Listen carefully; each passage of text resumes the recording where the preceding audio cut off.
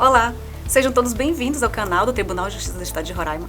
Esta é uma ação voltada para a sociedade e aos servidores de esclarecimento sobre alguns temas que rodeiam a estratégia. Este vídeo conta com acessibilidade digital, nós temos libras, legenda e audiodescrição, tá bom? Bom, estamos aqui com o Arthur Azevedo. O Arthur, ele é subsecretário de Planejamento e Governança e veio falar pra gente um pouquinho sobre o tal do Justiça em Números. E aí, Arthur, tudo bom? Tudo bem, como você tá? Arthur, o que é assim, fala-se tanto, o que é o Justiça em Números? Fala demais, né? Falam demais, né, sobre o Justiça em Números. Bem, nós temos um controle externo administrativo dos tribunais, né, como um todo, o Poder Judiciário, que se chama o CNJ, né, o Conselho Nacional de Justiça. O CNJ, um contexto histórico rapidinho, o CNJ ele foi criado no começo dos anos 2000 para que controlasse de forma administrativa o Poder Judiciário. Veja só, o Poder Judiciário é o único dos dois poderes que não tem o controle do voto. Então, se o governo estiver ruim, se a Câmara dos Deputados estiver ruim, né, então tem a avaliação lá dos eleitores para fazer, não, tem que trocar, tem que mudar, tem que colocar gente nova. Mas no Poder Judiciário não existe isso. Então, o Poder Judiciário, anteriormente, ele era um poder que se governava por si só.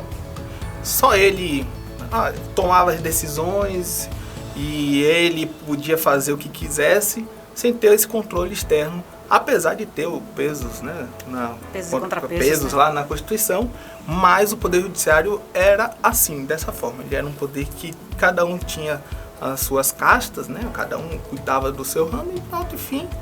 E aí, anos passaram e a visão que dura até hoje, que o judiciário é um serviço público demorado, burocrático, as pessoas têm essa visão, infelizmente, né, do Poder Judiciário como um todo. Então, você lembra do Lalau? Lembro. Lembra? Então, lá no final da década de 90, o TRT de São Paulo teve um grave caso de corrupção. E aquilo lá despertou a necessidade de existir um controle externo do Poder Judiciário. Então, o CNJ começou a ser planejado ali no final dos anos 90. E quando foi em 2000, se não me engano, 2003, foi feita uma emenda constitucional que ela instituiu o CNJ como esse controle externo das atividades administrativas do Poder Judiciário. O CNJ não julga nada. O CNJ apenas orienta, regulamenta as atividades administrativas dos poderes judiciários, exceto o STF, que o STF não é regrado pelo CNJ. Mas todos os outros poderes, todos os outros tribunais, o CNJ vai lá e faz a regulamentação. Aí, na emenda que criou o CNJ, um dos incisos lá diz especificamente que o CNJ precisa apresentar dados estatísticos sobre o Poder Judiciário. Naquela época, nos anos 2000, né, no início dos anos 2000, se a população, né, os órgãos perguntassem para os seus tribunais, vem cá, quantos processos você tem? Eles não saberiam te dizer. Eu acho que tem mais ou menos... Enfim, ninguém sabia qual o tamanho desse poder, né? Qual o tamanho de processos que faltavam.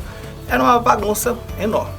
Então o CNJ, lá mesmo na emenda que criou o CNJ, já diz assim, CNJ, você tem que apresentar relatórios estatísticos para que a gente saiba qual o tamanho, né, do problema, né, que a sociedade está enfrentando. Tem estado que é tão pequenininho, mas tem um tribunal... Sim. Gigantesco, né? Dizem que o Tribunal de São Paulo é o maior tribunal do mundo, né? Não existe outro tribunal no planeta com o maior número de várias unidades judiciais, né? Então, saber dados estatísticos de um tribunal pequenininho até que é fácil. Imagine São Paulo como é que é. São Paulo é um absurdo, né? Então, o CNJ veio, vamos fazer uma estatística. Beleza? Só que Você conhece o direito, você sabe que existe um mundo de complexidade dentro dos processos judiciais. Eu tenho processo civil, criminal, da infância, da fazenda, juizado especial, primeiro grau, segundo grau, enfim, existe um complexo número tipos, né, de processos, de tipos de decisões, de sentenças, de despachos, movimentos, é muita coisa. E aí, como é que eu vou contar? Como eu vou contar isso tudo, né? Aí o pessoal precisou, gente, eu preciso de ajuda dos tribunais. E quando foi por volta de 2008, o CNJ definiu através das suas tabelas processuais unificadas, que é uma tabela que define o que é classe, o que é movimentação, o que é assunto. Ali criou-se mecanismos que, poxa, se eu estou falando de uma sentença aqui em Roraima, eu estou falando dessa mesma sentença lá em outro estado. Isso não existia. Então, o CNJ, apesar de ele já ter tido as suas primeiras experiências de estatísticas, o Justiça em Número vem desde a sua criação, que basicamente era perguntando quantos processos você tem, me diz aí. Aí, te dou aí, pá, dava um número qualquer. Só que aí foi especializando. Tá, mas quantos deles são cíveis e quantos são criminais? E isso aconteceu somente em 2008. Então, o processo de números do CNJ começa assim, um caos total, tenta iniciar ali alguma coisa, mas não me basta dizer um número bruto, eu tenho que especificar até onde, os pormenores, que tipo de processos são esses. Muito bem. Sem contar que em alguns lugares como Roraima surgem os processos inovadores, né? Imigração, do nada surge um processo. Imagina a loucura que deve ser isso. E imagina quem não está preparado para isso, né? Como é que é complicado. E teve problema também com os haitianos. No TJ do Amapá, você lembra que eles passaram um mês sem energia? Sim, um apagão. Exatamente, Amapá. Eles passaram um mês sem energia, então o Poder Judiciário tem que estar atento até esse tipo de situação. Poxa, hoje em dia é possível perguntar lá no TJ do Amapá quantos processos relacionados ao apagão eles tiveram. Eles têm condição disso. Já no início aí do CNJ lá atrás, isso não seria possível. Né? Impossível dizer. Então, o Justiça em Números, ele é publicado anualmente com os dados do ano anterior. Então, aqui nós estamos com a última edição do Justiça em Números de 2023. Ele apresenta os dados de 2022. Ele vai fazer um panorama de todo o Poder Judiciário. Vai falar sobre quantitativo de pessoal, de magistrado, quantitativo de computadores, gastos com veículos, transporte, combustível, enfim. Meu Deus, então não é só processo, Não, tudo. Ele dá um panorama completo de todo o Poder Judiciário. Tanto o Poder Judiciário estadual, dos Tribunais de Justiça, como de Trabalho, os Tribunais Regionais Federais, os Superiores Tribunais também do STJ, STM, TST, TSE, enfim, ele dá um panorama completo. Então, o Justiça em Números diz assim, o Judiciário Nacional em 2022 é desse jeito, e apresenta. Esse relatório tem aproximadamente 300 páginas, ele é muito extenso, tem muitos indicadores, ele tem indicador para saber o quantitativo médio de processos por magistrados, quantitativo médio de processos por servidores, quantas sentenças foram feitas, ele é bem complexo. Mas ele, no final, ele se resume a um único índice, que se chama IPC-JUIZ, que é um índice de produtividade comparada do Poder Judiciário. Esse índice, a gente vai ver daqui a pouco, ele vai fazer o seguinte: olha só, Tribunal de Justiça, eu estou te dando tanto de recurso e eu quero saber desse tanto que eu estou te dando, quanto você consegue produzir. Então, se eles estão lhe dando 100 milhões de reais, eu espero que você produza tantos processos, resolva tantos processos. Então, ele é isso, a eficiência dos tribunais é medida assim. Existe um negócio técnico, né, um termo técnico, né, para os nossos que estão assistindo a gente, mas existe o termo processo baixado. Processo baixado significa o seguinte: a pessoa entrou com um pedido e não teve a sentença, mas ainda teve um pós-sentença e esse processo terminou definitivamente. Isso a gente chama de processo baixado. O que o IPC-JUIZ diz é o seguinte: estou te dando tanto de recurso, mas para você ser 100%, para você ser excelência, ótimo, parabéns, eu quero que você baixe tantos processos. Então, em números, eu estou te dando 100 milhões de reais, mas eu quero que você baixe 100 mil processos. Então, esse Justiça em Números, ele é basilar para que haja uma cobrança, então. Exatamente. Então, os tribunais de justiça que a gente vai ver ali, eles são divididos em 3 ramos. Os tribunais de grande porte, os de médio porte e os de pequeno porte. Por quê? Eu não consigo comparar o tamanho e realidade de Roraima com tribunais grandes como o de São Paulo, Rio de Janeiro, Minas Gerais e Rio Grande do Sul. Eu não consigo fazer essa comparação. Então, aquele negócio de comparar os iguais na medida dessas... Desiguais na medida dessas desigualdades. Exatamente. Então, vamos comparar os grandes com os grandes, os médios com médios e os pequenos com os pequenos. Então, os grandes são São Paulo, né, a região ali sudoeste e o Rio Grande do Sul. Os de médio porte, basicamente, são os tribunais do Centro-Oeste, parte ali do Nordeste, e os de pequeno porte, a Amazônia como um todo, e alguns estados do Nordeste. Então, o judiciário na parte estadual, ela é dividida assim, né? Existem outras formas de divisão em outros poderes, outros ramos de justiça, mas aqui nós estamos falando do judiciário estadual, né? Poder de justiça dos estados.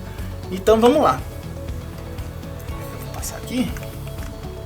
Aqui é um gráfico que representa o resultado do IPC Juiz por tribunal no ano de 2022. Nós estamos em 2023. Roraima está bem aqui.